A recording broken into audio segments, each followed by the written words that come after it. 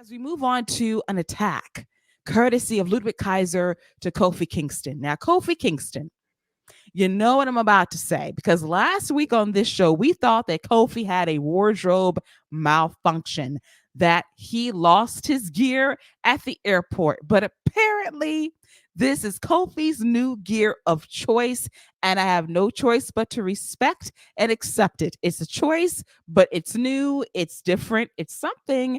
And when you do it 2 weeks in a row, it is not a mistake, it's a trend alert. So good for you, Kofi. So we had a match against Ludwig Kaiser, and Ludwig is fighting in honor of Giovanni Vinci, who was concussed last week on Raw accidentally by Kofi Kingston. Very good match, but it ended via a double countout. And Ludwig Kaiser proceeded to beat the ever loving hell out of Kofi Kingston. He demolished this dude, got some good Portland, Oregon heat at the Moda Center. He proceeded to throw a chair in Kofi's face. The bump was spectacular. He proceeded to smash Kofi into the steel steps, doing a running charge, took him out. It was a really nice segment to establish Ludwig as a guy that is literally carrying Imperium on his back in some ways, because Gunther's on paternity leave, Giovanni is out with injury, and he is the one flying the banner for Imperium. And I love that streak. Cocky, arrogant, suave, malicious, and still cheddar biscuits all day. But Paul, your thoughts on the Portland Heat attack courtesy of Ludwig to Kofi Kingston? Yeah, I like that they played off what happened last week, with accidental injury, that, they didn't just pretend like it didn't happen. They actually made a storyline out of it, which, I really liked. Obviously, the intensity, the heat that he was getting was incredible. The backstage promo that he did afterwards, I thought was really good as well. It is weird because when the match ended, like I actually thought that maybe it was like a shoot, double count out, like the way that it came off, like it was almost like Kofi was supposed to get back in and he didn't. Like that's, just the way I was watching it, like I didn't even realize. So it was a really good count out in that sense. Like it wasn't one that you saw coming.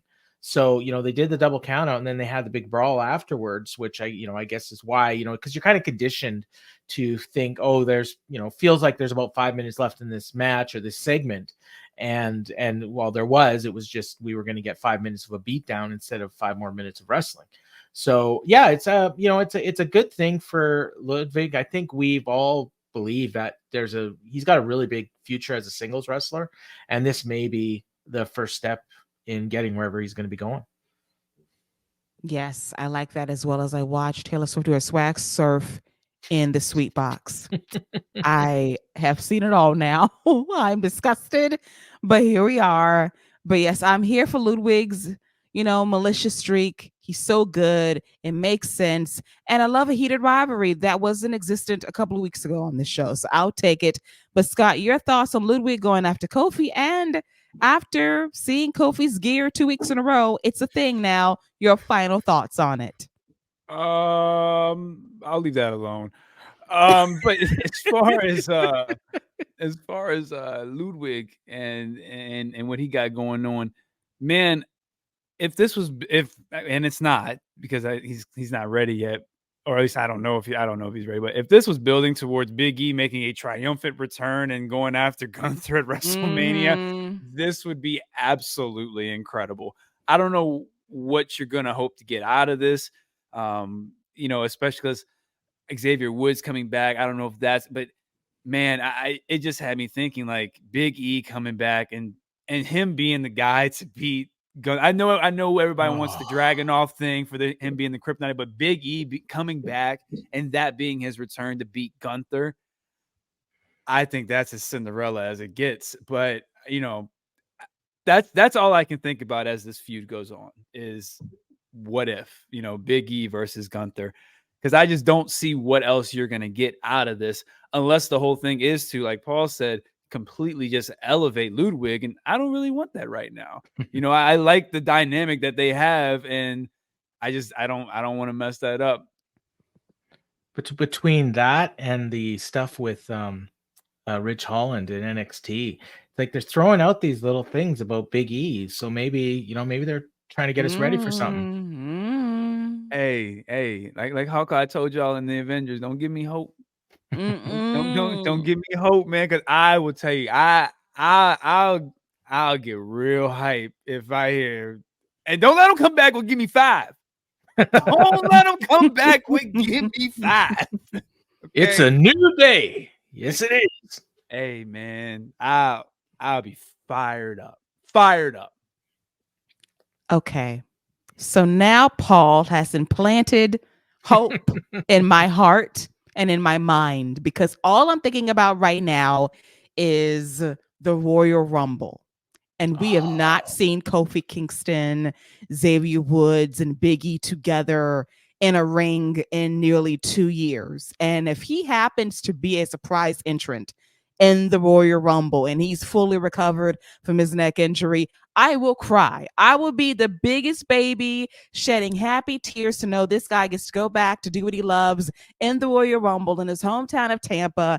And if we get that Imperium New Day confrontation in the Rumble, I am living for it. So if they're dropping any crumblets and they're really trying to tease a possible return of Big E, I will cry. Hold up. I will be freaking It's out. in Tampa? It's in Tampa. It's in Tampa. Hey, I'm Wow. telling you, man. Can you I'm- imagine that music hits? It's a new day. Yes, it is. Okay, here comes Kofi. Here comes Xavier. And oh my God. Like, and then it switches to Wale's music. Yep. Hey, man. oh. Hey, listen. I'm telling you, that would be the Oh. biggest reaction of the night. Of the night? I mean, this would be the biggest reaction since probably Cena, maybe. Oh, at one I don't. time. You think it'd be Edge, that? maybe? You think it'd be that big? Yes. Yes. Yes. Yes. Okay. Because Yeah. of how significant that injury Yeah. was and Yeah. how career threatening it possibly still is. It would I don't be know like if it'll it'd top be like Edge. Edge. I don't know It if would it'll be- top it'd- Edge. It'd be similar to Edge. It'll be Okay, similar yeah. to Edge. Yeah. Yeah. Edge Yeah, is 'cause that Edge one is, was. I mean, I think there were some people that knew, but I sure as heck didn't. that's Edge is one where it's like that's one where nobody could have saw that coming. So Yeah. okay, I can definitely roll with that. And let's not forget Christian also came. I know it was the empty arena Yeah. one, but Christian No, came but- back in the Rumble, and him and Edge had their moment right there too. So that's not a bad call there as potentially happening, and that being the way they are. Because nobody would you hear it for the third time, you're like, no way. Like, yeah, all right, Yeah. hey, you sign me up. I'm on board. Or no, like it's like you have Kofi in there and he's getting beat down by Gunther and Ludwig, and then you hear, oh, it's a new day, and you think, okay, here comes Xavier, Mm-hmm. but it's Big E. Oh. Mm. Hey man, I completely forgot that it was in Florida, so that does add a whole nother element to it. No, I mean, hopefully, I mean, we're all hoping We're and fantasy praying. booking, I mean, obviously, yeah. I would be just more than happy if as long as Big E's healthy. If I never Mhm. see him in a ring again, I mean, I want to, but his health is the most important thing. Yeah, absolutely. Yeah. Absolutely. But yeah, that is one hell of a fantasy. If it happens, Paul Fontaine called it here first on the wrap 2 weeks ahead of schedule because I wasn't thinking about it right now. But yeah, that would be the perfect storybook return for Big E. Tampa, St. Petersburg, Florida, Tropicana Field, hometown. You got like 45,000 fans going crazy for you, and you're in the top 4 in the Rumble. What about it? I would love to see it. Will it happen? We don't know. Anything is possible in WWE, but we got some hope, and I can't take that for granted. Thank you very much, Paul.